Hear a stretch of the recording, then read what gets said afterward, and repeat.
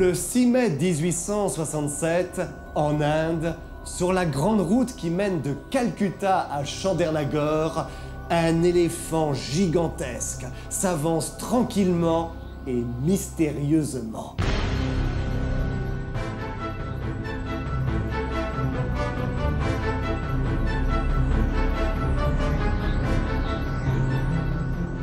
Jules Verne met ici en scène l'une de ces machines extraordinaires les plus étonnantes, un éléphant artificiel mécanisé grâce à une puissante machine à vapeur.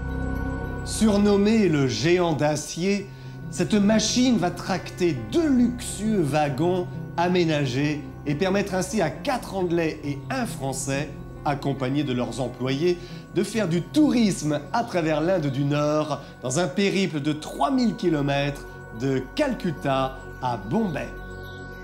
Voyager dans sa maison, une maison roulante, ce sera probablement le dernier mot du progrès en matière de voyage.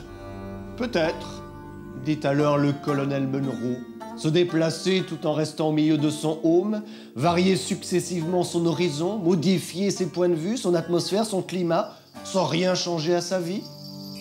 Quel rêve! S'écria le capitaine Odd. S'arrêter quand on veut, partir quand cela plaît. Ce géant d'acier conçu par l'ingénieur Banks avait été créé quelques mois auparavant par la volonté d'une fantaisie du Raja du Bhoutan, mais qui n'aura pas eu le temps d'en jouir, emporté par une mort subite.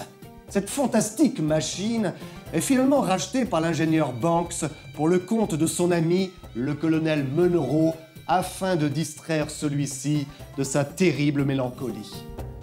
Le colonel Munro est en effet inconsolable de la mort de sa jeune épouse, disparue dans les conditions effroyables que nous allons découvrir un peu plus tard.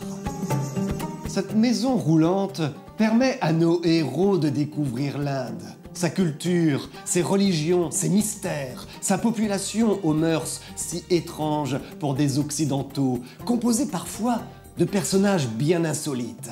Ainsi, l'histoire de cette femme, vivant d'aumône et errant seule la nuit à travers les montagnes en tenant à la main une branche résineuse allumée. Elle ne parle jamais, elle est muette, sa tête ne lui appartient plus. Ses yeux ne regardent pas ce qu'ils voient, ses oreilles n'écoutent pas ce qu'elles entendent. C'est une folle. Et pour un Indien, une folle, c'est une sorte de morte qui continue à vivre. C'est pourquoi les hindous, qui l'ont surnommée la flamme errante, ont pour cette créature inoffensive une sorte de vénération superstitieuse. Le géant d'acier est lui-même loin de passer inaperçu, provoquant plus d'une fois des scènes d'extase et de fanatisme pouvant menacer la poursuite du voyage. Lors d'une halte, l'incrédulité d'un richissime prince indien devant la puissance de ce géant mécanique entraîne un pari de 10 000 roupies avec le colonel Munro. L'enjeu, faire déplacer le géant d'acier par les 3 éléphants du prince. C'est un véritable duel qui s'engage durant lequel les puissants animaux du prince tentent désespérément d'arracher la machine de Banks. Mais malgré leur nombre et leur force, les animaux ne pourront rien contre la machine moderne.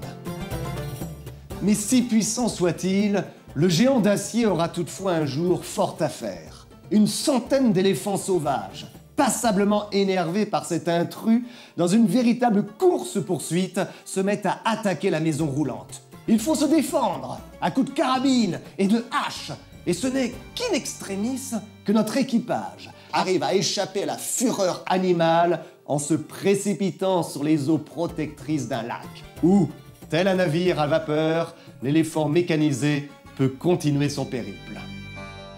Heureusement, le voyage se passe généralement dans l'ambiance aimable de touristes visitant l'étonnante diversité culturelle de l'Inde. Certains de nos personnages, tels le capitaine Odd, sont cependant beaucoup plus attirés par des envies de chasse aux fauves et tout particulièrement du fameux tigre. L'énergie du capitaine est ainsi essentiellement consacrée à augmenter son tableau de chasse avec le but ultime de tuer son 50e tigre. Jules Verne prendra toutefois plaisir à inverser une fois les rôles en mettant le capitaine Odd dans la situation inconfortable du chassé, obligé de se réfugier avec l'un de ses compagnons dans une cage à fauves pour se protéger des tigres qu'il était censé vouloir tuer. La vision du capitaine Odd restera tout au long de ce voyage celle d'un Européen dédaigneux de la culture hindoue. Et lorsque l'ingénieur Banks annonce qu'il y aura sur leur périple la visite des villes de Delhi et Agra, le capitaine Odd aura cette réponse « Hé, ami Banks, qui a jamais entendu parler de ces misérables bourgades ?»« Misérables bourgades ?» répliqua Banks. « Mais ce sont des cités magnifiques !» À vrai dire, ce roman a aussi et surtout pour toile de fond le choc culturel et politique entre l'occupation coloniale anglaise et l'Inde. Et tout particulièrement la formidable révolte indienne qui ébranla dangereusement près de 10 ans auparavant la puissante Angleterre. Ce conflit terrible, appelé la révolte des Sipahs, est longuement documenté tout au long du roman par Jules Verne, nous permettant aussi de comprendre les conditions effroyables dans lesquelles la jeune femme du colonel Munro a trouvé la mort. Et si le colonel a accepté l'offre de l'ingénieur Banks de faire ce voyage dans le nord de l'Inde, c'était en réalité avec le secret espoir de pouvoir exercer sa vengeance contre l'âme de cette révolte. Celui qui est directement responsable de la mort de sa femme, le nabab d'Andupant, plus connu sous le nom de Nana Sahib. Un personnage dont la tête est précisément mise à prix et est activement recherché par l'armée royale britannique. Il est à préciser que cette guerre d'indépendance des Sipahs contre l'occupation anglaise a déjà été abordée dans un autre roman de Jules Verne, L'île mystérieuse. Le capitaine Nemo, mourant, y révélait qu'il avait été l'âme de cette révolte et que sa haine pour l'oppresseur anglais était immense après l'assassinat par ceux-ci de sa femme. Dans le roman La maison à vapeur, Jules Verne s'inspire cette fois d'un personnage qui a réellement existé, faisant partager les rôles principaux à Nana Sahib et au colonel Munro. Car ces deux hommes sont mus chacun par une haine terrible de l'un pour l'autre et par un violent désir de vengeance.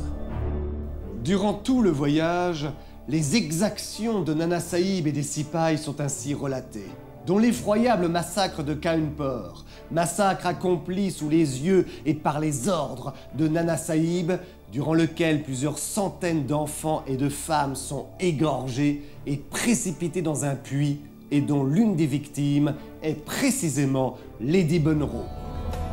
Le colonel profite de ce voyage pour aller se recueillir dans le mémorial construit par les Anglais en hommage à ses victimes. Il s'effondre, à genoux, devant la statue de l'ange de la pitié placée sur le puits où sa femme est ensevelie. Mais Jules Verne, qui cite régulièrement ses sources, nous montre aussi combien la répression des Anglais n'en fut pas moins terrifiante, en tuant dans des conditions horribles des dizaines de milliers de Sipahs. Nana Sahib accusera également le colonel Munro d'avoir tué sa compagne de ses propres mains, ce qui explique la haine du chef Sipahi pour l'officier anglais. Apprenant que Munro traverse l'Inde avec sa maison à vapeur, Nana Sahib décide de faire introduire un espion indien au sein du personnel du colonel.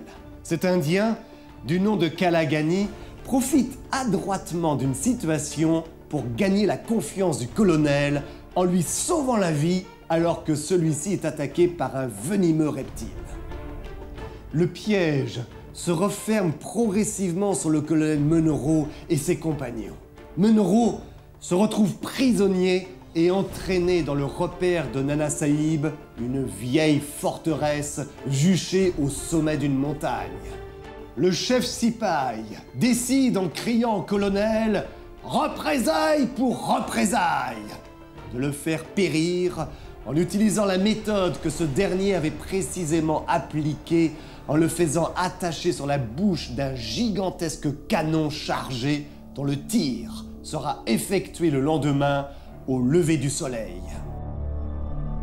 Que l'on imagine cette nuit terrifiante pour Munro, durant laquelle un événement inattendu va pourtant se produire.